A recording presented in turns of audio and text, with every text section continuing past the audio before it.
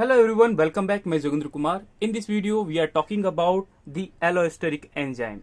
Allosteric enzyme, the most important question because last 2015 का जो first paper हुआ था, नीट के जो 15 का पेपर हुआ था, 2015 का फर्स्ट वाला, उसमें से एक सिंगल क्वेश्चन पूछा गया है. बाकी आप फिर 2005 में जाओ, 10 साल में एक बार पूछा गया ऐसे क्वेश्चन.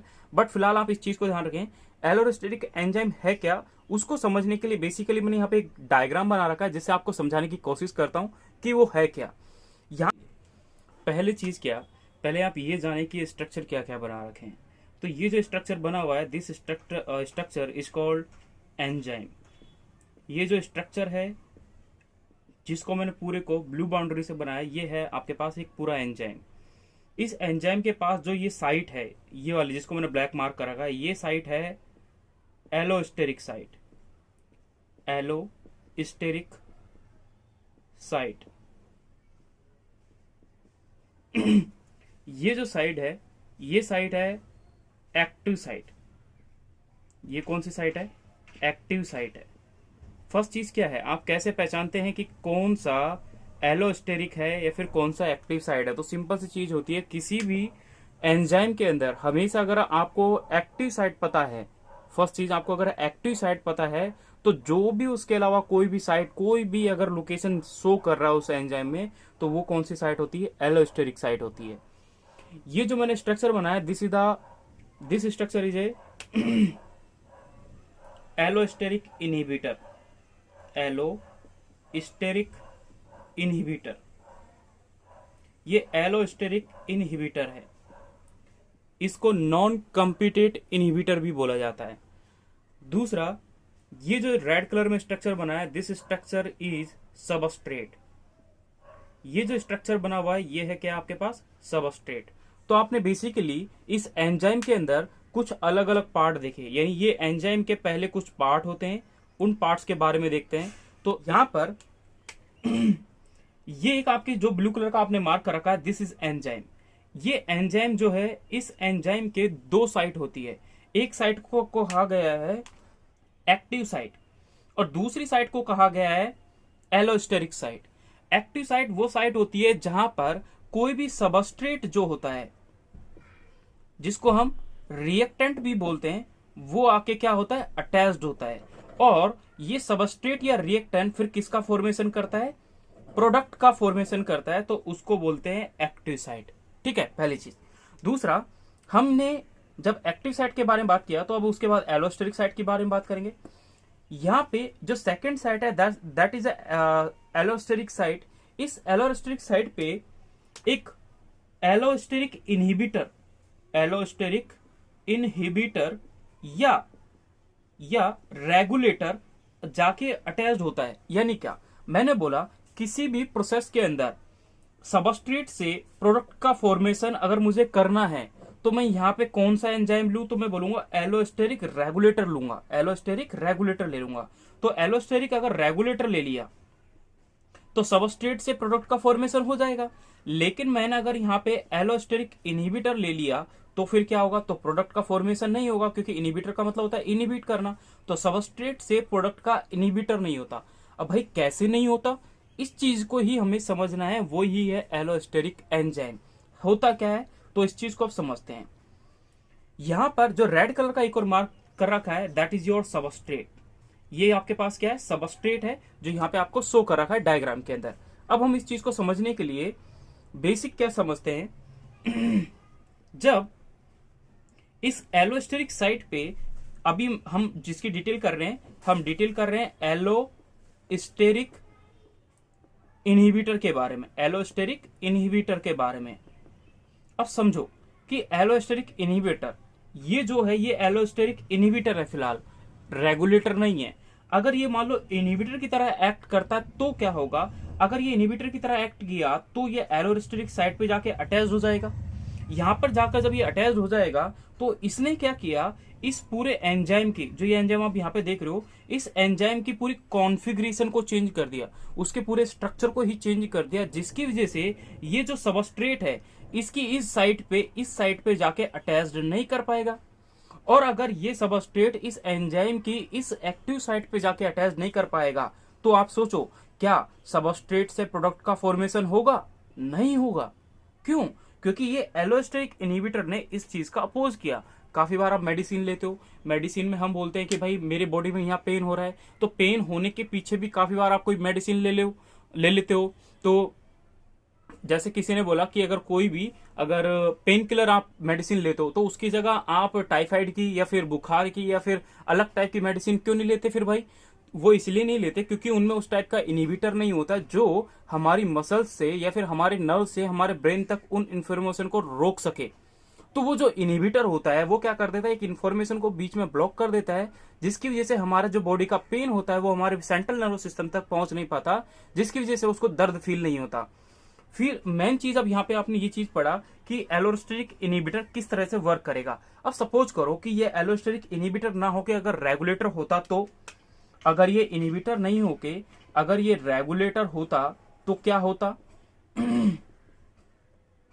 रेगुलेटर अगर होता तो ये क्या करता? रेगुलेटर ये होता कि सपोज करो कि यही एक एंजाइम है, इसी एक्टिव साइट पे अटैच होता, बट उस टाइम पे ये वाला जो एंजाइम है ये इस शेप में ना होके इस शेप में होता। तो सोचो, मैंने इसको ऐसे कर दिया और सपोज करो यहां पे ये अटैच्ड है ही नहीं, ठीक है।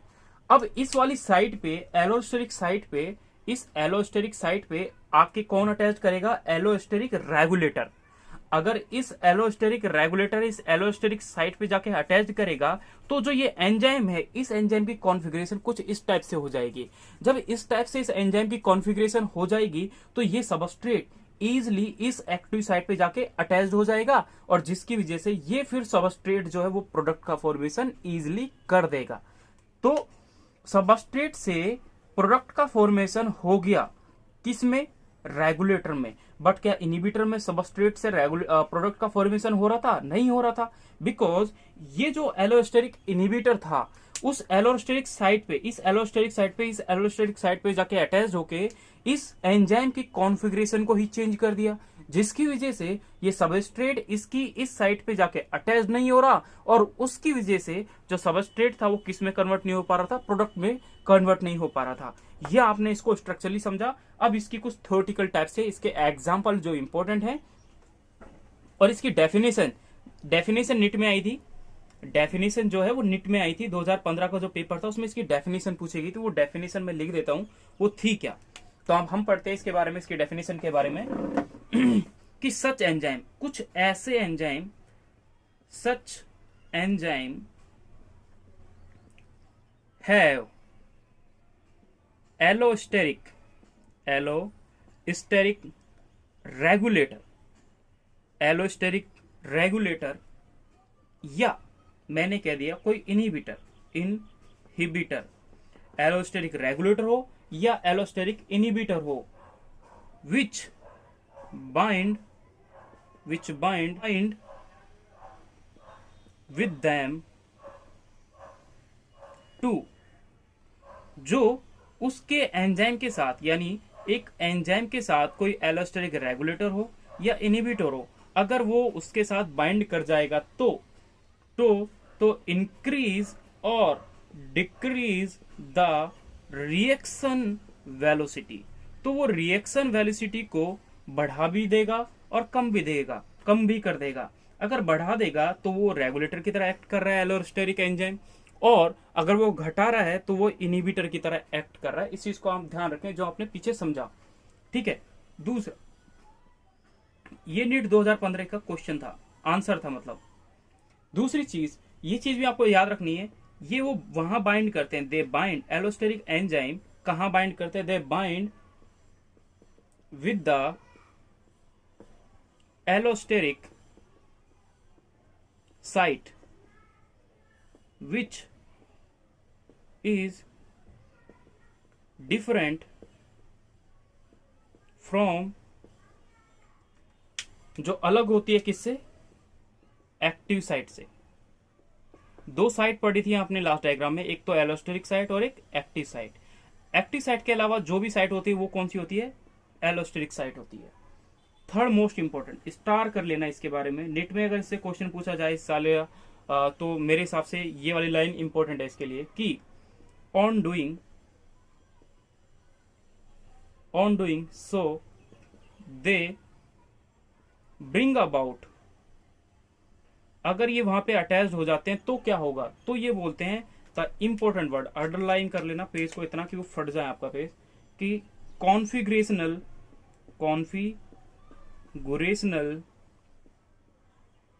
चेंज इन एंजाइम, उस एंजाइम के अंदर कुछ कॉन्फ़िगरेशनल चेंज हो जाते हैं, यानी उसके स्ट्रक्चर में चेंज हो जाते हैं, जो आपने यहाँ पे इसको मैं मार्क कर रहा हूँ, फिर से आप याद कर लें, ये बहुत इंपॉर्टेंट वर्ड है। ये पूरी की पूरी जो 3 लाइनें आपने यहाँ पे लिखी, ये इसके लिए क्वेश्चन है नीट का। चौथा क्वेश्चन हम इसके बारे में क्या बनता है, हम उसके बारे में डिटेल करते हैं, तो वो होता है इसके एग्जाम्पल। ठीक है, तो आपने ये पढ़ा क्योंकि आपने जो यहाँ पे लिखा है ये सबका सब कहाँ पे डिटेल किया था, अभी जब हमने स्टार्टिंग में स्ट्रक्चर बनाया था तब इसके बारे में डिटेल किया था। अब हम बात करते हैं इसके सबसे इंपॉर्टेंट एग्जाम्पलों के बारे में, वो कौन कौन से हो सकते हैं। तो पहला एग्जाम्पल, ग्लूकोज हम अब ग्लाइकोलिसिस पढ़ते हो, ग्लाइकोलिसिस में इस प्रोसेस को पढ़ते हो कि glucose 6 phosphate act as an allosteric inhibitor. ये कौन सा एग्जाम्पल है इनहिबिटर का, of hexokinase. This is also an example of feedback inhibition. आपसे काफी बार पूछा जाता है 11th क्लास के बच्चों के लिए कि ये है क्या, और मेडिकल वालों से आपसे ये पूछा जाए कि फीडबैक इनहिबिशन का एग्जाम्पल क्या है, तो आप बोलोगे कि जब ग्लूकोज अगर ग्लूकोज 6 फॉस्फेट में चेंज होता है, ठीक है, तो यहां पर एक एंजाइम यूज होता है, that enzyme name is called hexokinase. तो इस कंडीशन में होता क्या है, जो ये ग्लूकोज 6 फॉस्फेट है इसी को एक नेगेटिव फीडबैक देता है, जिसकी वजह से ये एलोस्टेरिक एंजाइम, जैसे बोलते हैं ना कि ग्लूकोज से ग्लूकोज 6 फॉस्फेट बन रहा है, कंटिन्यूअसली बन रहा है, जब ये एक प्रॉपर अमाउंट में बन जाएगा तो ग्लूकोज 6 फॉस्फेट बोलेगा ना भाई मैं बहुत बन गया यार, बहुत है, रुक जा। तो ये क्या करेगा, यहाँ पे जो एंजाइम पार्टिसिपेट करता है ये उसके ऊपर एक फीडबैक, एक अपना इनहिबिटरी इफेक्ट उसके ऊपर अप्लाई करता है, जिसकी वजह से ग्लूकोज 6 फॉस्फेट का ग्लूकोज से बनना बंद हो जाता है। ठीक है, तो ये चीज आप इसको याद रखें। दूसरा इसका एक और एग्जांपल होता है जिसके बारे में हम डिटेल करते हैं, वो इसी से कंटिन्यूअसली होता है। जब आप इसके बारे में डिटेल करते हैं वो है क्या, वो देख लेते हैं। सेकंड इसका जो एग्जांपल है वो है फ्रक्टोज 6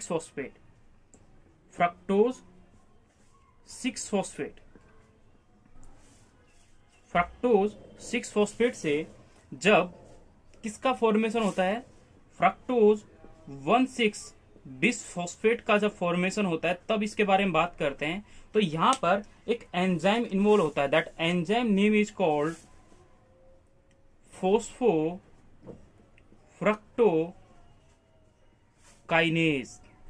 इस फोस्फोफ्रक्टोकाइनेज को इनहिबिट करने के लिए यहां पे 2 एंजाइम पार्टिसिपेट करते हैं, एक इनहिबिट करने के लिए और एक एक्टिवेट करने के लिए। तो जो यहां पर इसको एक्टिवेट करेगा वो होता है AMP, एडिनोसिन मोनोफॉस्फेट। वो इस पे कौन सा असर शो करता है, तो आप ध्यान रखें कि इसकी एक्टिविटी को इंक्रीज करता है, यानी इस एंजाइम को कहेगा कि तू फ्रक्टोज 6 फॉस्फेट से फ्रक्टोज 1,6 बिसफॉस्फेट कंटिन्यूअसली बनाता रहे, AMP मैं तेरे साथ हूं, ये कहता है। तो AMP ने क्या कहा फोस्फोफ्रक्टोज काइनेज को कि तू भाई इसको कंटिन्यूअसली कन्वर्ट करता रहे, मैं तेरे साथ हूं। तो इसने एक पॉजिटिव इसके साथ रिस्पॉन्स दिया। बट यहां पर एक और एंजाइम प्रेजेंट था, यानी एक और था जिसको बोलते ATP सिट्रेट। इस ATP सिट्रेट ने ये कहा कि भाई फोस्फोफ्रक्टोकाइनेज बहुत हो गया, तूने फ्रक्टोज 1,6 बिसफॉस्फेट बहुत बना लिया, अब रुक जा। तो इसलिए ये क्या करता है, यहां पर एक नेगेटिव फीडबैक देता है। तो पॉजिटिव फीडबैक के लिए तो इसने कौन सा ले लिया, हमने प्लस का ले लिया, वो भी ग्रीन के साथ, और नेगेटिव देगा तो हमने माइनस के साथ इसको ले लिया। तो इस चीज का आप याद रखें कि इससे इसके कन्वर्ट होने के लिए एक एंजाइम इन्वॉल्व होता है, उसको इनहिबिट करते हैं ये 2, एक एटीपी सिट्रेट जो उसको इनिबिट करता है, और सॉरी एक एक्टिवेट करता है, एक इनिबिट करता है और एक एक्टिवेट करता है। तो वो क्या है, adenosine monophosphate, adenosine triphosphate citrate. ये दो एग्जाम्पल जो हैं इसके लिए बहुत इंपॉर्टेंट है। एलोस्टेरिक से रिलेटेड अगर कोई क्वेश्चन आया तो आपका छूटेगा नहीं और आप गलत नहीं करके आओगे अगर आप इस वीडियो को देखते हो तो thank you for watching video. नए हैं हमारे चैनल पे तो प्लीज हमारे चैनल को सब्सक्राइब करें, लाइक करें, शेयर करें। Thank you.